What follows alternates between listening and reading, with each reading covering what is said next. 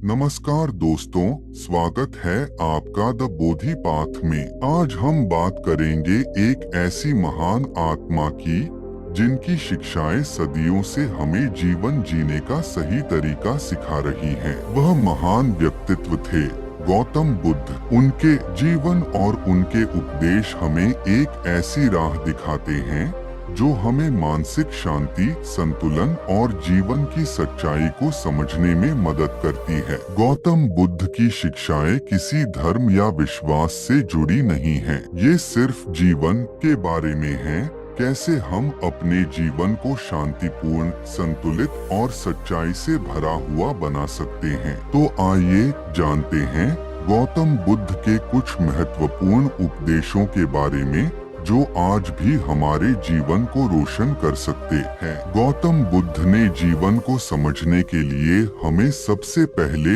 यह सिखाया कि शांति भीतर से आती है। जब तक हम अपने भीतर की शांति को नहीं पाते, तब तक बाहरी संसार का शोर हमें प्रभावित करता रहेगा। हमारे भीतर जो असंतोष और तनाव होते हैं, वे ही बाहरी दुनिया के साथ हमारी असहमति पैदा करते हैं। बुद्ध का कहना था, जो कुछ भी हमारे भीतर है वही बाहर की दुनिया में दिखता है। अगर हम अपने भीतर संतुलन और शांति का अनुभव करेंगे तो बाहरी संसार भी हमें उसी प्रकार शांति और संतुलन प्रदान करेगा। इसका मतलब है, अगर हमें अपने जीवन में सुख और शांति चाहिए तो पहले हमें अपने मन को शांत करना होगा। सिर्फ बाहरी परिस्थितियां नहीं, बल्कि हमारा आंतरिक दृष्टिकोण ही हमारे जीवन को प्रभावित करता है। अगर हम अपनी सोच को सकारात्मक और शांतिपूर्ण बनाते हैं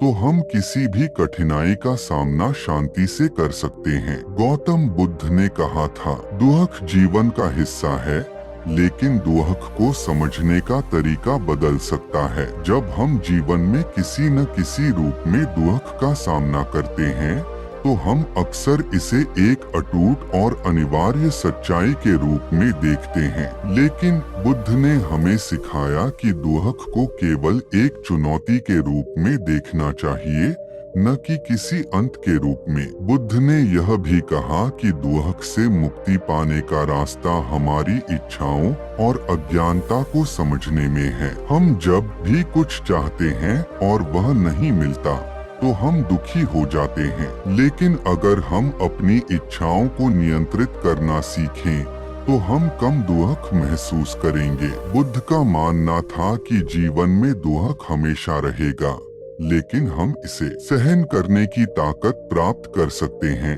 अगर हम इसे सही तरीके से समझें और स्वीकारें। गौतम बुद्ध ने जीवन के बारे में जो सबसे महत्वपूर्ण उपदेश दिया वह था सच्चाई की खोज। हम सभी अपनी जीवन यात्रा में एक सच्चाई की तलाश करते हैं। हम समझना चाहते हैं कि जीवन का असली उद्देश्य क्या है, हम क्यों पैदा हुए हैं और हमारा अंतिम लक्ष्य क्या है। बुद्ध ने हमें यह सिखाया कि सच्चाई हमारी अपनी आंतरिक जागरूकता में छुपी होती है। हम बाहरी संसार में ढूंढने की कोशिश करते हैं, लेकिन असली सच्चाई भीतर है। जब हम अपने भीतर ध्यान लगाते हैं, आत्मनिर्भर होते हैं और अपने जीवन के उद्देश्यों को स्पष्ट करते हैं तो हम सच्चाई को पा सकते हैं। बुद्ध का कहना था, सच्चाई केवल एक शब्द नहीं बल्कि एक अनुभव है।